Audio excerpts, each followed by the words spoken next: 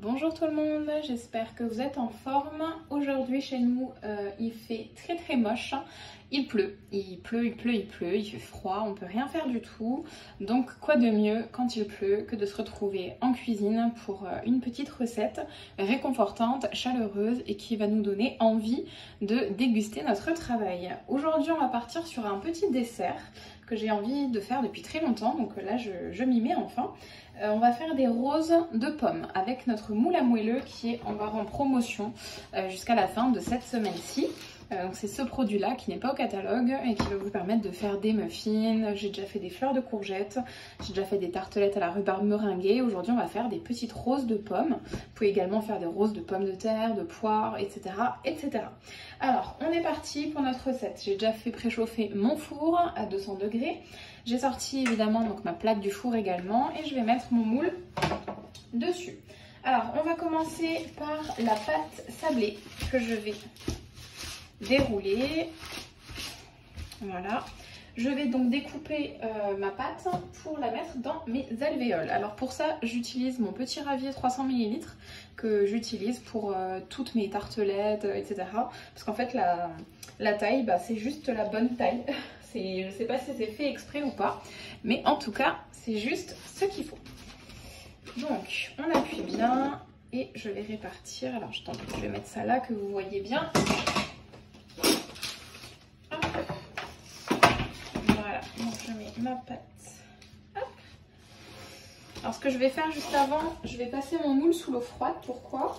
Parce que ça va me permettre lors de la cuisson de créer un choc thermique et en fait d'améliorer justement la cuisson et qu'elle soit plus homogène tout simplement.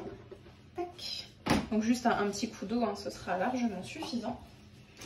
Je prends mon disque de pâte et je vais le répartir. Donc bien sûr, pas besoin de beurre, de matière grasse. Nos moules en silicone sont faits pour ça. Hop. Ça va se froncer un petit peu sur les côtés, mais c'est pas grave. Voilà, on fait au mieux.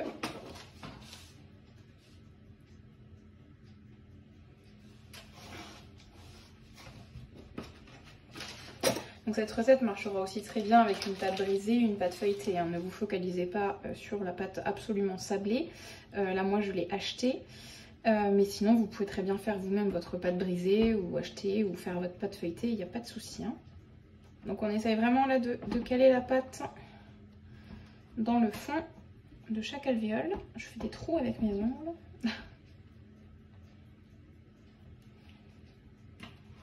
Voilà, ça nous donnera un dessert avec une jolie forme.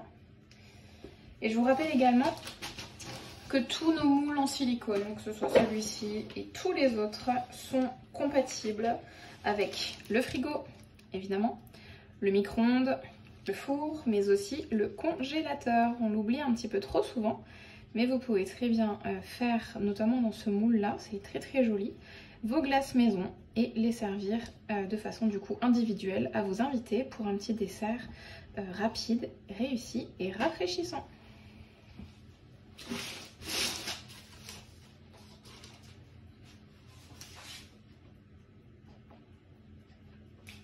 Si vous n'avez pas ce petit ravier tube, c'est pas grave, vous trouverez bien sûr un bol ou je ne sais quoi, un autre outil qui fera à peu près la même taille. Je vous remettrai de toute façon dans la description l'intégralité de la recette. Il nous faut en fait un récipient comme celui-ci d'environ 12 cm ou 12 cm et demi pour que ce soit suffisant pour remplir nos moules.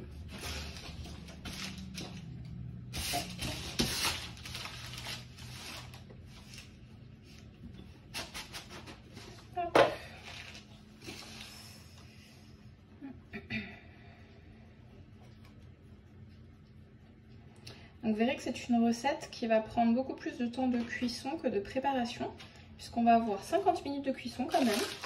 Donc faites-le un petit peu en avance. Mais en termes de préparation, ce sera assez simple. Et surtout, il faut très peu d'ingrédients. Je vais le garder après pour mes déchets de pommes. Là, je vais les saler un petit coup. Prendre le rouleau.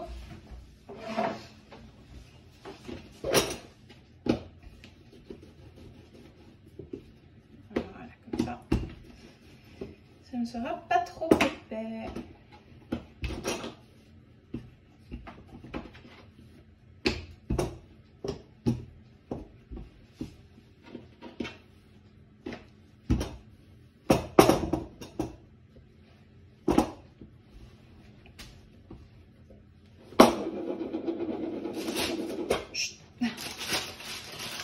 Allez, dernier disque, ce sera un peu plus épais, c'est pas grave.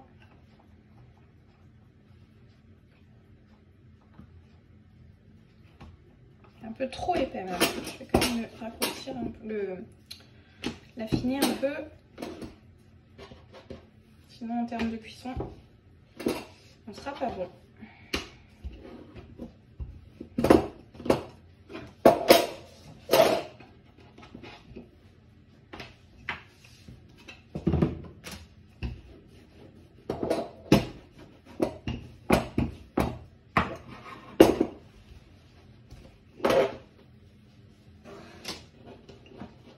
Voilà, ce sera mieux comme ça.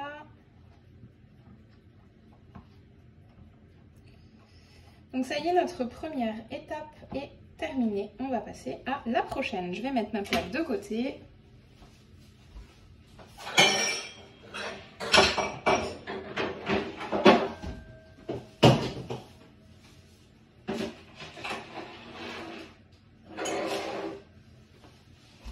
Excusez-moi. Alors, pour la suite...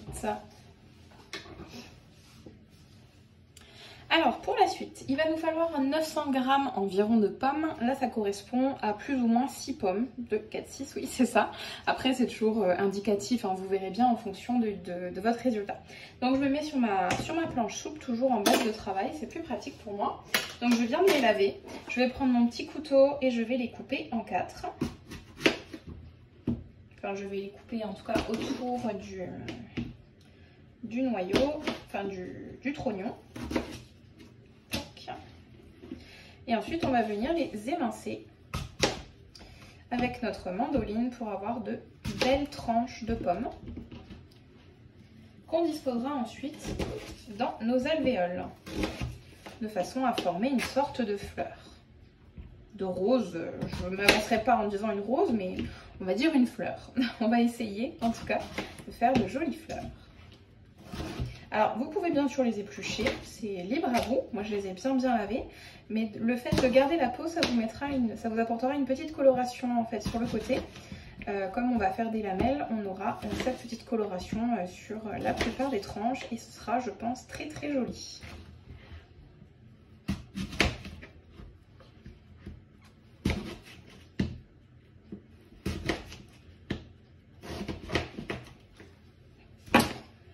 Je vais en garder une de côté au cas où. Alors là, on va prendre un bol, du coup, pour mettre notre mandoline dessus.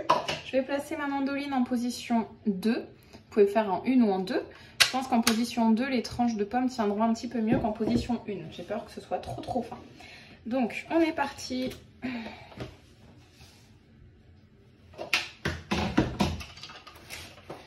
vais mettre ma plaque ici. Voilà, hop. Donc la mandoline est posée grâce à ces bandes antidérapantes juste ici, ça ne va pas bouger. J'ai ici mon poussoir avec les pics, donc je vais piquer ma pomme comme ceci, hop, je mets jamais les doigts. Et vous allez voir qu'en 2 secondes, je mets la main dans la poignée, je ne sais pas si vous voyez bien, voilà, qui est conçu pour. Et on y va, hop. Alors, c'est parti. Donc voilà les tranches de pommes. Alors c'est vrai que là elles sont un peu épaisses, donc je vais peut-être les faire un peu plus fines. Vous voyez, finalement je change d'avis. Alors je vais pousser, hop, voilà la petite rondelle. Je vais me remettre en position 1, je pense que ce sera peut-être mieux. Donc vous voyez comme ça, nos tranches de pommes tombent directement dans le bol.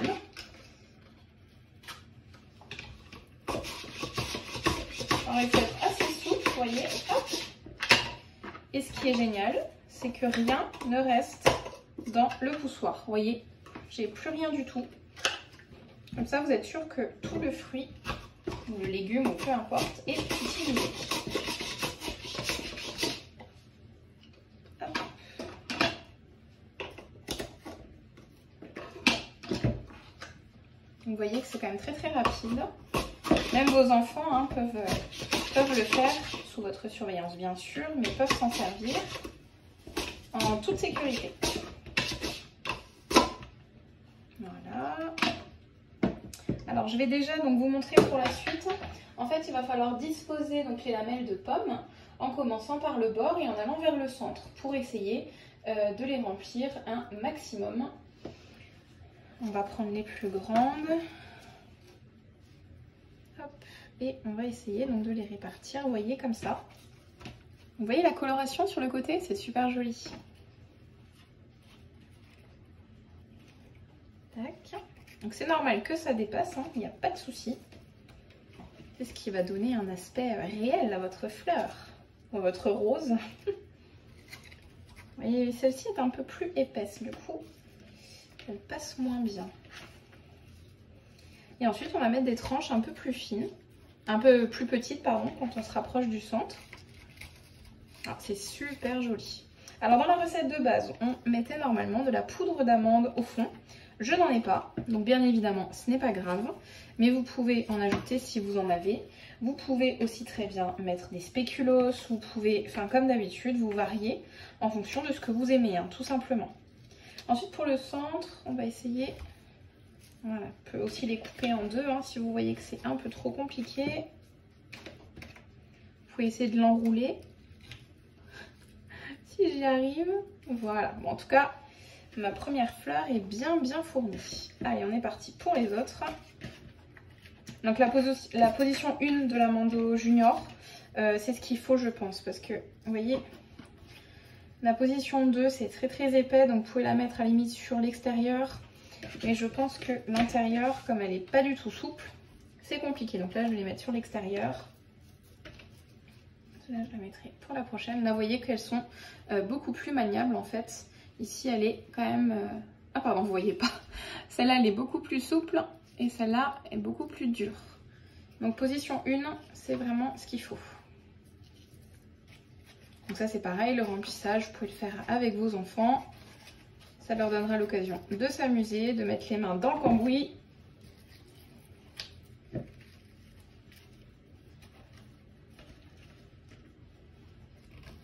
Donc vous voyez, ça donne de jolies fleurs, hein, clairement. Hop. Et ben voilà, 2 fleurs de rempli. On continue à râper, à faire les tranches de pommes, à émincer nos pommes peut-être. Alors j'ai continué un petit peu d'émincer pour gagner du temps. Et on repart sur le dressage de notre fleur.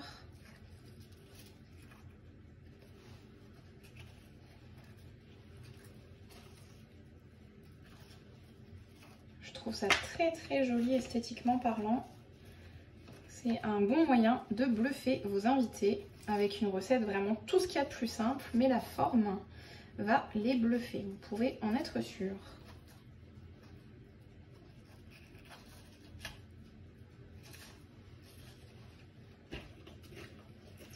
Vous voyez la couleur, ça donne un super rendu. Le fait d'avoir la coloration, ça fait vraiment encore plus vrai pour le coup. Là, ça donne l'illusion que ce soit une vraie pomme. Hein. Je vais essayer de la rouler celle-ci là pour la mettre. Oh non, ça tient pas. Bon, échec. Je voulais l'enrouler sur elle-même pour faire une petite... mais bon, pas concluant, c'est pas grave. Hop, je retourne. On est reparti. On essaye vraiment de bien les garnir.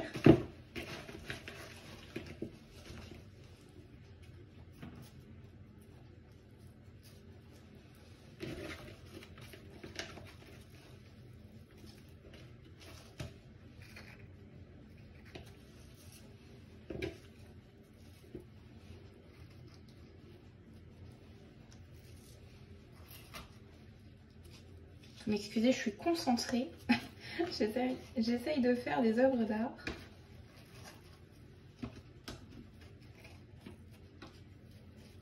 Elle est belle celle-là, elle est très belle.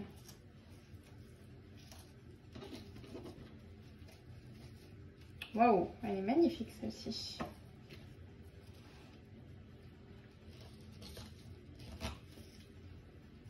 Ah, qu'est-ce que vous en pensez? Moi, je trouve que celle-ci est très réussie. Allez, je vais émincer le reste, je pense.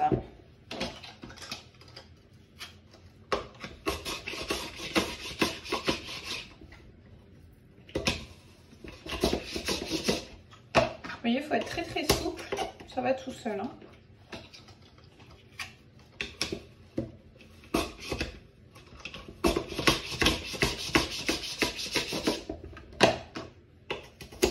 Prenez toujours un ustensile hein, pour la dernière qui reste des fois un peu bloquée.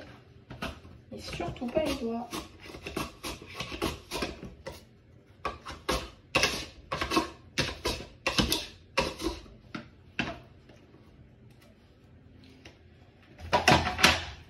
Et on repart.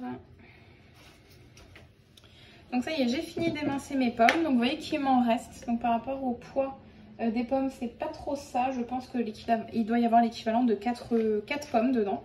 Puisque je n'ai pas fait la 6e et qu'il m'en reste encore. Alors je viens de me rendre compte également dans la recette que j'ai oublié de mettre la compote de pommes que j'aurais dû mettre en fait au fond. Mais bon, une fois de plus, c'est pas grave. Je vais essayer de rattraper mon erreur. Donc moi, il me restait des petites compotes individuelles. Donc je vais prendre, en fait, ce qu'il faut répartir normalement, vous voyez, entre la pâte et les pommes. Donc je vais essayer avec une petite cuillère à café de répartir ça. Bon bah, les erreurs arrivent à tout le monde. La preuve. Mais alors là, si je sors toutes les rondelles de pommes, je pense que ça va être compliqué à remettre. Vous voyez que ça prend quand même un peu de temps, hein. On va pas se mentir. Donc voilà, je vais essayer de répartir un petit peu de compote dans chaque alvéole. Voilà. Et donc effectivement, c'est plus simple de la mettre avant. Donc en fait, de base, il faut mettre, je vous le remettrai dans la description, votre rond de pâte. Ensuite, vous mettez votre compote de pommes et votre poudre d'amande. Enfin, l'un ou l'autre en premier. Comme ça, votre fond de pâte sera bien garni. Et ensuite seulement, vous disposerez vos rondelles de pommes. Je suis vraiment désolée. En fait, je lis la recette. J'essaye de filmer en même temps, de faire que vous voyez bien. Donc bon, les ratés, ça arrive. Mais c'est pas grave, je suis sûre que ce sera aussi très bien comme ça. Et puis les erreurs, ça n'arrive qu'à ceux qui ne... Comment dirais-je? Ça arrive à ceux qui font quelque chose. Ceux qui ne font rien, ils risquent pas de se tromper. Alors, mon premier pot. Alors, pour la compote de pommes, ils disent environ 6 cuillères à soupe. Là, moi, je prends la cuillère à café, donc je ne pourrais pas vous dire. De toute façon, vous faites aussi comme vous voulez. Hein. Si vous voulez en mettre plus ou moins, c'est vous qui voyez en fonction de ce que vous préférez.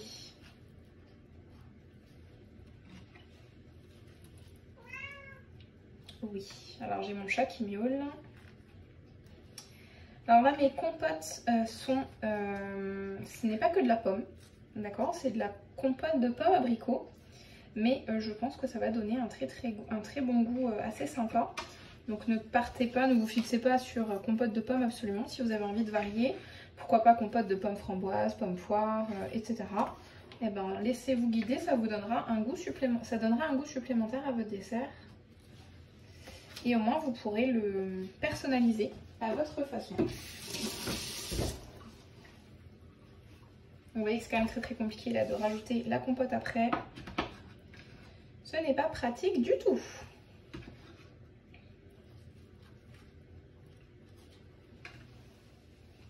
Alors j'ai terminé de répartir ma compote. Je ne sais pas si vous voyez bien. J'ai essayé d'en mettre un petit peu partout de façon équitable.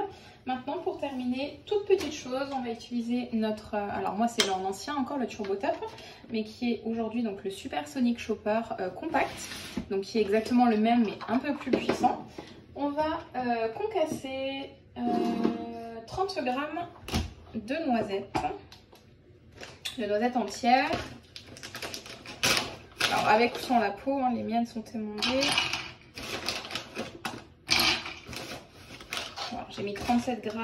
De toute façon, c'est toujours à peu près. Hein, ne vous focalisez pas sur la quantité. j'ai le couvercle qui est un peu sale, je ne l'ai pas vu.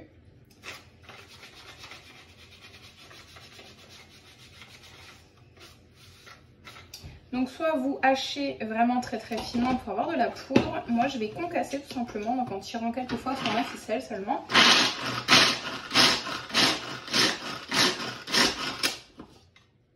Vous voyez, j'ai tiré cette fois, ça me fait plus ou moins quand même des morceaux assez gros. Enfin pas non plus trop petits, mais pas trop gros. Comme ça on sentira bien le goût de la noisette. Et je vais donc les répartir sur mes petites fleurs. C'est vrai que je pourrais les concasser un peu plus finement.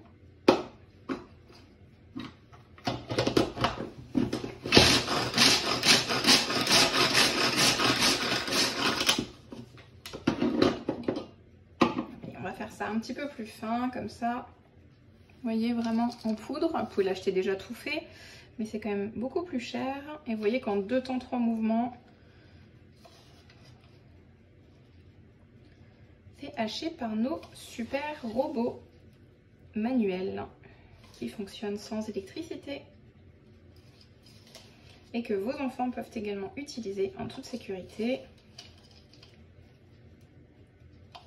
On répartit la petite poudre de noisette. Alors également ça peut être de la poudre d'amande, ça peut être des noix de cajou, ça peut être des noix de pécan. Oula, c'est comme vous voulez, hein. Vous ajustez toutes nos recettes. Nous, on vous les donne à titre indicatif pour que vous ayez une base de travail. Et ensuite, vous adaptez, vous déclinez comme vous voulez.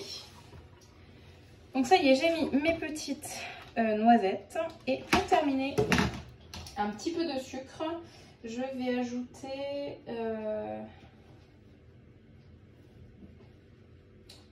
Alors une cuillère à soupe de sucre, il marque. Je vais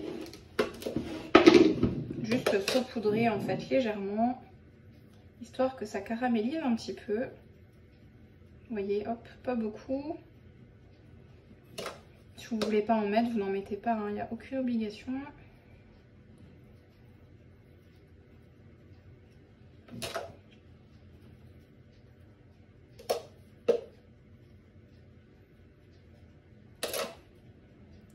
Et c'est terminé, on va partir donc pour la cuisson.